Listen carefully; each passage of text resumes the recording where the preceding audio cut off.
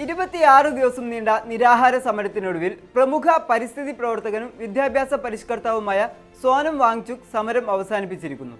വിദ്യാർത്ഥി പ്രക്ഷോഭങ്ങൾ രാജ്യത്തുടനീളം ശക്തമാവുകയും കടുത്ത രാഷ്ട്രീയ സമ്മർദ്ദം രൂപപ്പെടുകയും ചെയ്ത പശ്ചാത്തലത്തിൽ കേന്ദ്ര സർക്കാരുമായി നടത്തിയ നിർണായക ചർച്ചകൾക്കൊടുവിലാണ് ഈ നാടകീയമായ വഴിത്തിരിവുണ്ടായത്.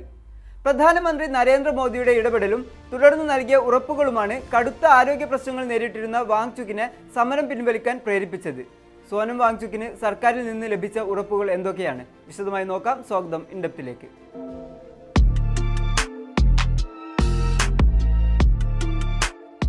ഇന്നലെ അർദ്ധരാത്രിക്ക് ശേഷം ഗുരുഗ്രാമിലെ മേദാന്ത ആശുപത്രിയിൽ വെച്ച് ഭാര്യ ഗീതാഞ്ജലി ആഗ്മോ, കേന്ദ്രമന്ത്രിമാരായ JP നദ്ദ, ജിതേന്ദ്ര സിംഗ്, ലേ ലഡാക്കിലെ അപ്പെക്സ് ബോഡി നേതാക്കൾ എന്നിവരുടെ സാന്നിധ്യത്തിൽ ഒരു കപ്പ് വെള്ളം കുടിച്ചാണ് അദ്ദേഹം നിരാഹാരം അവസാനിപ്പിച്ചത്.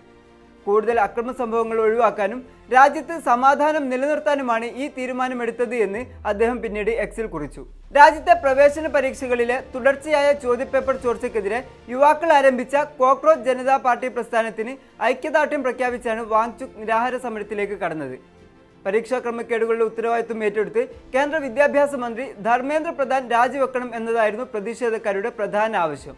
ലഡാക്കിന്റെ സ്വയംഭരണ അവകാശങ്ങൾക്കായുള്ള മുൻകാല പോരാട്ടങ്ങൾക്ക് പുറമെ രാജ്യത്തെ വിദ്യാഭ്യാസ രംഗത്തെ സുതാര്യതക്കും ഭരണഘടനാപരമായ ഉത്തരവാദിത്വത്തിനും വേണ്ടിയാണ് വാങ്ചുക് ഇത്തവണ ഉറച്ചുനിന്നത്. ജൂൺ 28-ന് ഡൽഹിയിലെ ജന്തർ മന്ദിറിൽ ആരംഭിച്ച സമരത്തിനിടെ അദ്ദേഹത്തിന്റെ ശരീരഭാരം 11 കിലോയോളം കുറയുകയും ആരോഗ്യം വഷളാവുകയും ചെയ്തിരുന്നു. തുടർന്ന് അധികൃതർ അദ്ദേഹത്തെ സഫ്ദർജംഗ് ആശുപത്രിയിലേക്ക് മാറ്റിയെങ്കിലും ഭാര്യ നൽകിയ ഹർജിയെ തുടർന്ന് ഡൽഹി ഹൈക്കോടതി ഇടപെട്ടാണ് മേദാന്ത ആശുപത്രിയിലേക്ക് വിദഗ്ധ ചികിത്സക്കായി മാറ്റിയത്. ആശുപത്രി കിടക്കയിലും അദ്ദേഹം സമരം തുടരുകയായിരുന്നു. മറുഭാഗത്ത് സമരം ചെയ്ത വിദ്യാർത്ഥികൾക്ക് നേരെ പോലീസ് കണ്ണീർ വാതകവും ലാത്തി ചാർജും പ്രയോഗിച്ചത് രാജ്യവ്യാപകമായ പ്രതിഷേധത്തിന് വഴിവെച്ചു.